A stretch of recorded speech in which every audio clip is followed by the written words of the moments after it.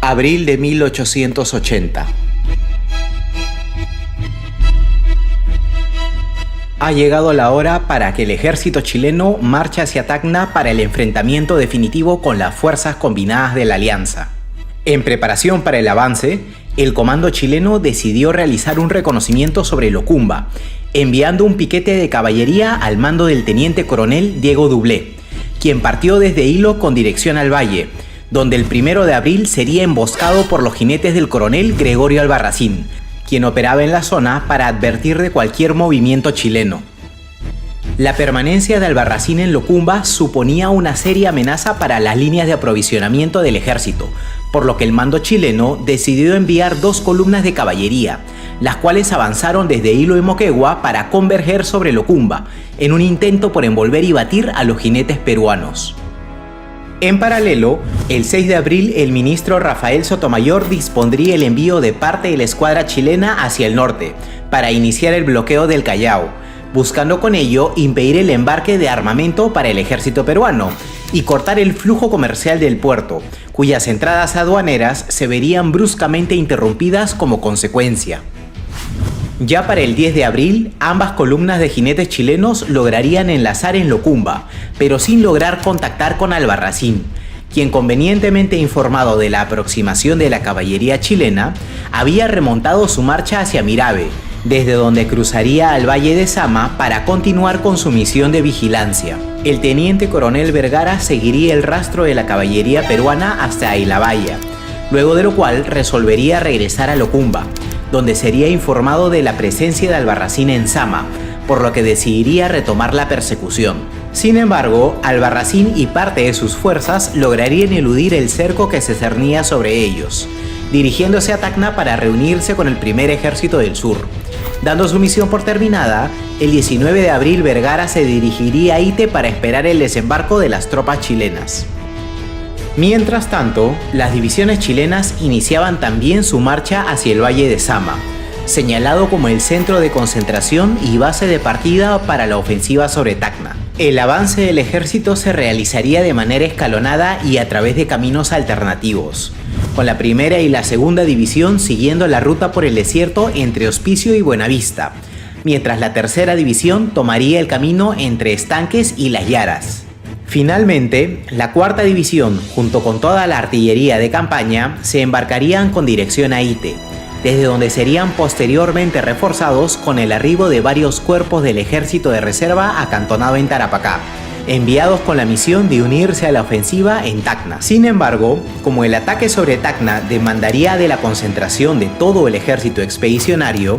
el ministro Sotomayor dispuso también el envío de 3 batallones adicionales del ejército de reserva, de 500 plazas cada uno, para resguardar la línea entre Pacocha, Hospicio y Locumba, en previsión de un posible ataque del segundo ejército del sur, que se sabía tenía instrucciones de aproximarse desde Moquegua.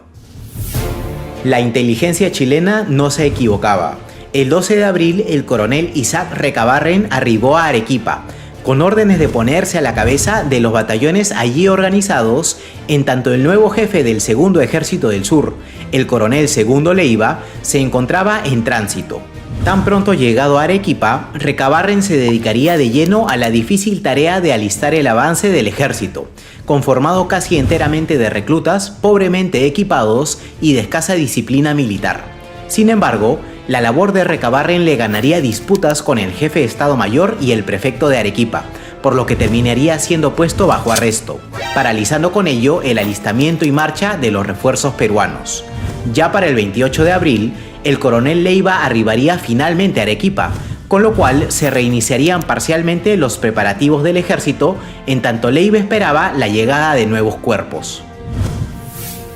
Mientras tanto, en Tacna crecían los desacuerdos entre el alto mando aliado. Por un lado, el contraalmirante Lizardo Montero consideraba que la carencia generalizada de medios de movilidad impedía a las tropas aliadas intentar cualquier tipo de desplazamiento, por lo que mantenía la rígida consigna, expedida por Nicolás de Piérola, de no abandonar Tacna sin ofrecer combate, proponiendo la defensa en los alrededores de la ciudad, condición que le permitiría mantener contacto directo con Arica, en caso fuera necesario replegarse para plantear allí la defensa final del territorio. Por su parte, el coronel Heliodoro Camacho proponía que el ejército aliado avanzara hacia Sama y preparara allí el dispositivo defensivo, aludiendo que de esta forma se acortaría la distancia con los esperados refuerzos de Arequipa, al mismo tiempo que se le negaría al ejército chileno los abundantes recursos de este valle, obligándolo a presentar combate de manera escalonada o a asentarse en el valle de Locumba, donde sus tropas serían diezmadas por el paludismo. Además, para Camacho la defensa de Tacna y Arica constituían objetivos de menor relevancia estratégica, por lo que consideraba posible una eventual retirada si con ello se lograba asegurar la supervivencia del ejército para poder plantear combate en circunstancias más favorables. Las tensiones entre ambos jefes aliados iban en aumento cada día, mientras que el coronel Camacho despachaba correspondencia al general Narciso Campero, exponiéndole las implicancias de ambos planes y solicitándole órdenes y la potestad para operar con autonomía. Al comprender lo delicada de la situación en momentos tan cruciales para la alianza, Campero prepararía el envío de una división boliviana de refuerzo desde La Paz, luego de lo cual emprendería él también su marcha a Tacna, a donde llegaría sorpresivamente la noche del 19 de abril para ponerse a la cabeza del primer ejército del sur, valiéndose de la autoridad que le daba su rango de presidente en campaña, de acuerdo a lo establecido en el Tratado de Alianza Defensiva. Al asumir el mando, Campero se echó a la tarea de pasar revista a sus tropas, comprobando por sí mismo la falta generalizada de elementos de transporte de la que adolecía el ejército en su conjunto. Sin embargo, a fin de poner a prueba la factibilidad del plan de Camacho, el 2 de mayo Campero ordenaría a sus fuerzas marchar con dirección a Sama, logrando avanzar solo 8 kilómetros antes de comprobar la imposibilidad de mantener la marcha debido a la falta de agua, por lo que las divisiones tuvieron que regresar a Tacna. A pesar de la fallida marcha hacia Sama, Campero aprovecharía el desplazamiento realizado para identificar una posición defensiva más adecuada a sus planes, eligiendo para ello el Cerro del Intiorco, el cual sería prontamente rebautizado por las tropas aliadas con el nombre de Alto de la Alianza. El alto tenía una pendiente suave, seguido de una extensa planicie con numerosas pequeñas alturas naturales, cuyas ondulaciones serían reforzadas con la construcción de parapetos hechos con sacos de arena, permitiendo el resguardo a cubierto del ejército. Además, la relativa cercanía de la posición a la ciudad de Tacna y al río Caplina facilitaba el acarreo de agua y alimentos destinados a las tropas, las cuales serían desplegadas por Campero trazando una línea defensiva de más de 2.000 metros de largo. Por la izquierda, el coronel Heliodoro Camacho quedaría a cargo de la segunda y la tercera división peruana, así como 9 piezas de artillería, contando además con una reserva conformada por la cuarta división peruana y la primera división boliviana. En el centro, el coronel Miguel Castro Pinto agruparía bajo su mando a la segunda división boliviana y en reserva a la quinta división peruana. Por la derecha, el contraalmirante Lizardo Montero quedaría a cargo de la primera y la sexta división peruana, contando como reserva a la tercera y cuarta división boliviana. Finalmente, la caballería peruana sería desplegada en la extrema derecha del dispositivo defensivo, mientras los jinetes bolivianos serían posicionados en la extrema izquierda, con lo cual las posiciones del ejército aliado quedaron establecidas y a la espera del arribo del enemigo. Mientras tanto, para finales de abril, las primeras divisiones chilenas harían su ingreso al Valle de Sama, estableciendo sus campamentos en las localidades de Buenavista y Las Yaras, en espera del resto del ejército. La concentración de las tropas concluiría el 11 de mayo, con la llegada de la artillería de campaña y de los cuerpos de la reserva, luego de lo cual el alto mando chileno se dedicó de lleno a la preparación de la ofensiva sobre Tacna. En tanto, hacia el norte, el coronel Segundo Leiva decidiría movilizar finalmente al Segundo Ejército del Sur, acudiendo a las órdenes del presidente Nicolás de Piérola y al llamado insistente de las tropas de Tacna, por lo que el 18 de mayo iniciaría una lenta travesía con dirección a Torata. De regreso en el campamento chileno, la planificación del avance a Tacna se vería bruscamente interrumpida por un hecho inesperado. El 20 de mayo, el ministro Rafael Sotomayor fallecería en el campamento de Las Yaras, a causa de un accidente cerebrovascular. El sorpresivo deceso de tan importante figura constituyó una gran pérdida para Chile y un duro golpe para su ejército. Sotomayor había dedicado buena parte de su vida al servicio público, y a pesar de su condición de civil, durante sus últimos meses de vida había cargado sobre su espalda la tremenda responsabilidad de allanar el camino para que el ejército chileno siempre estuviese un paso adelante de su enemigo, cualidades que eran admiradas y respetadas por oficiales y soldados por igual. Tras su súbita partida, sus restos serían trasladados hacia Chile, dejando un importante vacío de poder entre el ejército y el gobierno. Sin embargo, el general Baquedano no tardaría en retomar los preparativos para la ofensiva, enviando al Alto de la Alianza una fuerza de reconocimiento al mando del coronel José Velázquez. El 22 de mayo, la vanguardia chilena se posicionaría frente al Alto de la Alianza, ordenando a su artillería a disparar sobre las posiciones aliadas para medir la distancia que los separaba de las líneas enemigas y provocar la contestación de sus baterías,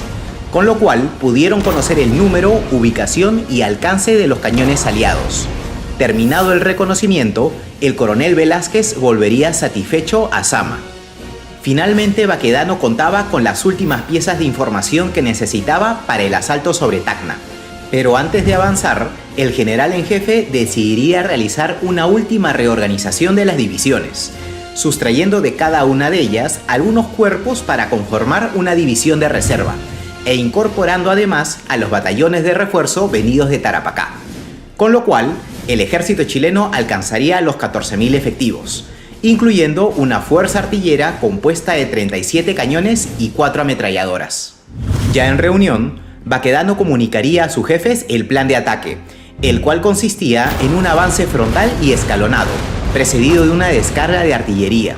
La primera y la segunda división iniciarían el ataque por la extrema izquierda y el centro aliado, mientras la tercera y la cuarta división marcharían en un segundo escalón para reforzar el ataque por la izquierda e iniciar el ataque por la derecha aliada. Finalmente, el tercer escalón, conformado por la fortalecida división de reserva, se emplearía para atender cualquier circunstancia imprevista, contando además con el apoyo de la caballería desplegada en los extremos de cada ala. Concluidos los preparativos, el 25 de mayo el general Baquedano dispuso el avance del ejército hacia Quebrada Honda, ubicada a mitad de camino de Tacna, en donde acamparían para pasar la noche antes de la batalla. Sin embargo, los movimientos del ejército de Chile no habían pasado desapercibidos para el alto mando aliado. La captura de un grupo de arrieros chilenos a manos de una partida de húsares de Junín permitieron a Campero tomar conocimiento de la aproximación del ejército del general Baquedano, cuyo número sería revelado por los prisioneros en cerca de 22.000 hombres, una cifra impensada que alarmó al alto mando aliado, que contaba con poco más de 11.000 hombres para la batalla. Ante semejante revelación, el 25 de mayo Campero convocó una junta de guerra, en la que propuso lanzar un ataque sorpresa con el que intentaría poner las probabilidades a su favor, acordando avanzar esa misma noche hacia Quebrada Honda, para caer sorpresivamente sobre las fuerzas chilenas que acampaban en la zona. Así, la noche del 25 de mayo, el ejército aliado recibió la orden de avanzar rectamente hacia Quebrada Honda, para conservar la distancia entre cada cuerpo, dotándolas para ello de guías de la región.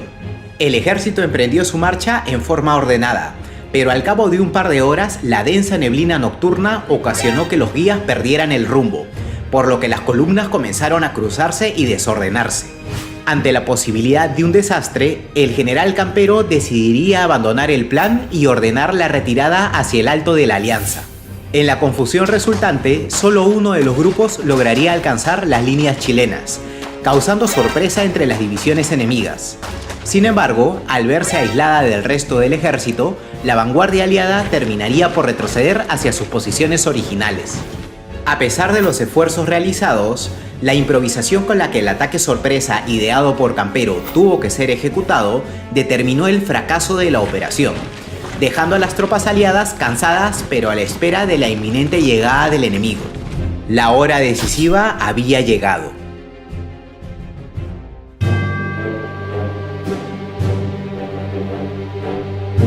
A las 8:30 de la mañana del 26 de mayo, el ejército chileno inició su despliegue en el Alto de la Alianza. La batalla comenzaría con un prolongado intercambio de artillería, que a pesar de su intensidad, tuvo un limitado efecto en ambos bandos, ya que ni los artilleros aliados ni los chilenos estaban entrenados en el uso de las granadas con espoleta de percusión, que terminaban enterrándose en la arena antes de explotar. Entonces, a las 10 de la mañana, los cañones de ambos bandos se enmudecieron, y el comando chileno dio finalmente la orden para que el primer escalón iniciara el ataque sobre las posiciones enemigas. La primera división, comandada por el coronel Amengual, inició el combate atacando la extrema izquierda de la línea aliada, con los batallones Valparaíso, Navales y el Regimiento Esmeralda como punta de lanza, mientras que la segunda división, bajo el mando del coronel Barceló, atacó el centro con los regimientos Segundo de Línea y Santiago y el batallón Atacama. Viendo amenazada la izquierda aliada con el avance de las fuerzas chilenas, el coronel Camacho desplegó sus reservas.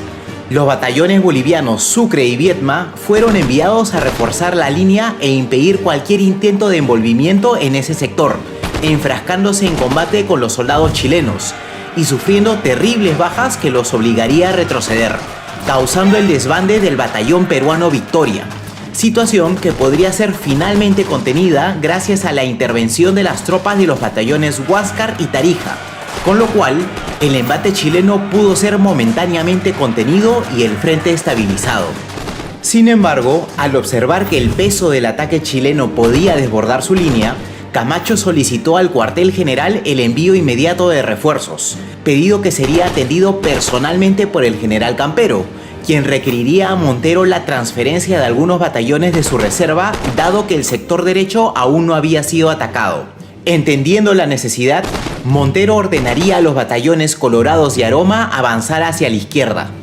Al acercarse cada vez más al dispositivo defensivo, los soldados chilenos comenzaron la difícil tarea de trepar por las ondulaciones del Intiorco, mientras eran acribillados por las fuerzas aliadas que disparaban desplegados en guerrilla y desde sus parapetos. En esos momentos, la situación se tornaba crítica para el primer escalón chileno, que incapaz de seguir avanzando y con la munición cada vez más escasa, recibió finalmente la orden de retirada. Entonces, un grito atronador de victoria salió de entre las líneas aliadas, justo en el momento en que Camacho recibía el auxilio de los batallones de refuerzo enviados por Montero, con los que decidiría lanzar un contraataque para explotar el desorden producido entre las filas enemigas.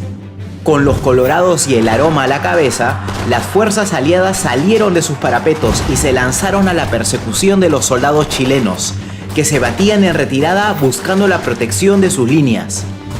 En el sector central, las cosas marchaban igualmente bien para los batallones peruanos comandados por los coroneles Cáceres y Suárez,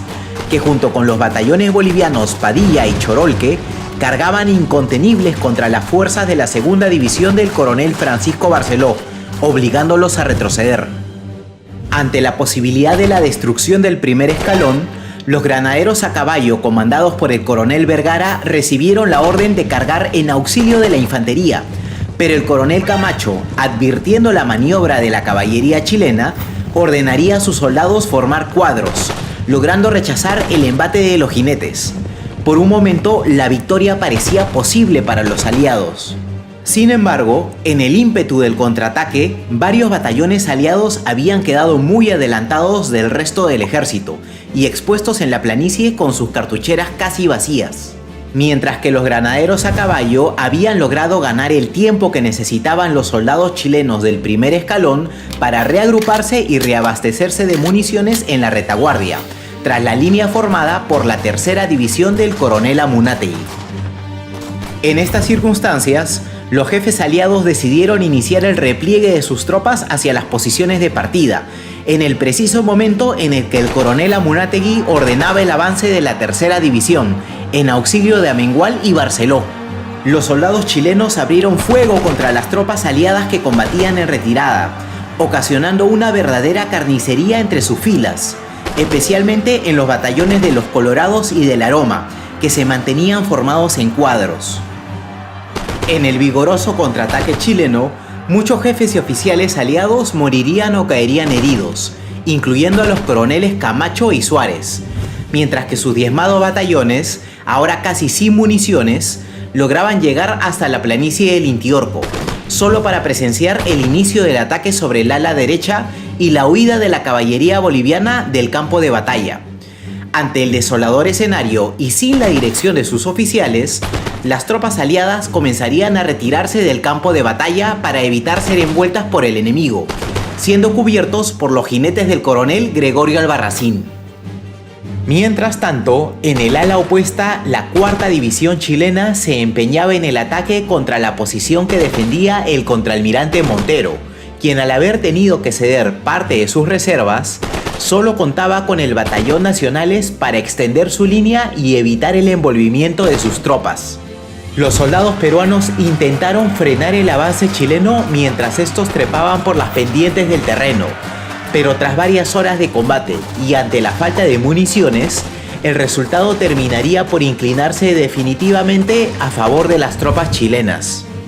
Finalmente, al advertir la aproximación de la reserva chilena encabezada por Muñoz y el colapso total del ala izquierda aliada, el contraalmirante Montero caería en cuenta de la derrota, ordenando la evacuación de la posición y el repliegue del remanente de sus tropas hacia Tacna.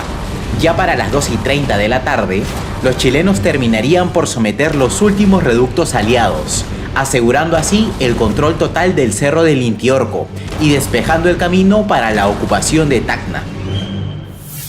La batalla del Alto de la Alianza concluiría con una decisiva victoria para el ejército chileno, que se saldaría con un elevado número de bajas para ambos bandos, significando además la dispersión total del ejército profesional aliado.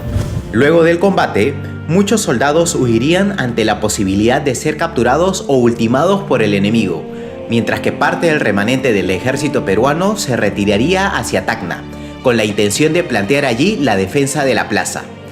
Sin embargo, el contraalmirante Montero desistiría de continuar con la resistencia a fin de salvar la ciudad de una inútil destrucción, por lo que se retiraría junto con lo que quedaba de sus batallones hacia Pachía, en donde enlazarían con los restos del ejército boliviano al mando del general Campero.